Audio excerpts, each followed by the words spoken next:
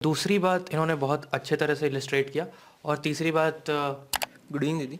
मेरा क्वेश्चन है क्योंकि आपको साइंस में 100 आउट ऑफ 100 आया है, तो हम लोग साइंस के क्वेश्चन में आंसर कैसे फ्रेम कर सकते हैं?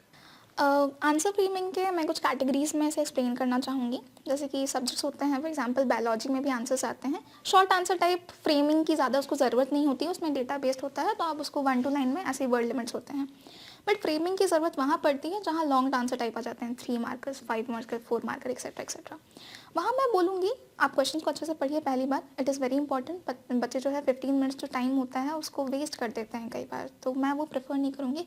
15 मिनट्स जो आपको एक्स्ट्रा टाइम मिलता है एग्जाम में, उसको अच्छी तरह से यूटिलाइज़ करिए। क्वेश्चन को समझिए, क्वेश्चन डिमांड क्या कर रहा है आपसे। Demand in the sense data क्या डिमांड कर रहा है, और डेटा आपको कॉन्ट्रैक्ट करना आना चाहिए, रिलैक्स करना आना चाहिए।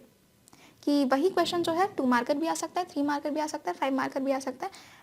वो आपको स्ट्रैटेजी आनी चाहिए कि उसको एक्सटेंड कैसे करें और उसको कॉन्ट्रैक्ट कैसे करें। तो उसी के हिसाब से कि वो लेंथ कितना डिमांड कर रहा है, डेटा क्या डिमांड कर रहा है।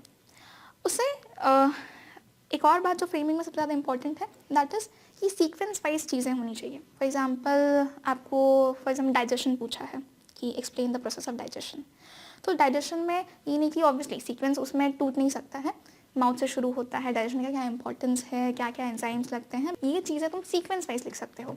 उसके साथ आंसर्स में, जैसे बायोलॉजी की मैं बात कर रही हूँ, एक जो डायग्राम है, बायोलॉजी में डायग्राम्स फेमस है, फिजिक्स में भी है हालांकि, एक डायग्राम तुम ड्रॉ कर सकते हो if time is there for you. Depend करता है, क्वेश्चन टू क्वेश्चन बहुत लेंदी है तो छोड़ सकते हो, बट डायग्राम भी तुम फ्रेम कर सकते हो ताकि जो आंसर है वो इन्हांस हो सके। फिजिक्स में मैं बोलूँगी कि फॉर एग्जांपल लाइट का कोई क्वेश्चन है, न्यूमेरिकल है, उसको तुम सीक्वेंस वाइज बनाओगे ही।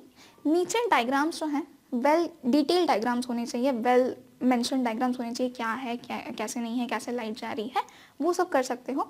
केमिस्ट्री में डायग्राम्स हालांकि ये नहीं है, पर वही सीक्वेंस वाइज आंसर फ्रेम करो। और केमिस्ट्री में रिएक्शंस जरूर लिखने की कोशिश करना, जहाँ भी आंसर रिएक्शन डिमांड कर रहा है, रिएक्शन या कंपाउंड का नाम या केमिकल स्पीसीज का नाम, तो वो तुम ज़रूर मेंशन कर सकते हो। तो इससे क्या होगा कि नॉलेज तो वही है, कोई और बच्चा वो भी डिलीवर कर सकता है, बट तुम उससे 2 कदम आगे रहोगे just because of this few additional thing या फ्रेमिंग टेक्निक्स से।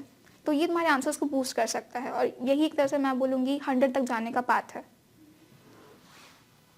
दिशा ने बिल्कुल करेक्ट बोला, और ये तो बायोलॉजी, फिजिक्स, केमिस्ट्री के हिसाब से तुमको बता दी। भैया आप कुछ इसमें बताना चाहेंगे? दिशा की भी तारीफ मैं करना चाहूँगा इसमें, तो पहली बात। और दूसरी बात इन्होंने बहुत अच्छे तरह से इलस्ट्रेट किया।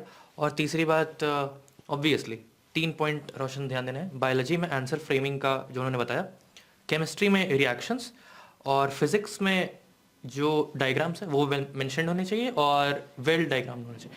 एटलीस्ट जैसे लोगों को प्रॉब्लम होती है कि मेरी हैंड राइटिंग अच्छी नहीं है, तो हैंड राइटिंग तो मोर और लेस बदल नहीं सकती है, लेकिन हैंड राइटिंग मतलब मेंशन करने का या रिप्रेजेंट करने का तरीका बदल सकता है, जो मैथ्स में सर सिखाते हैं।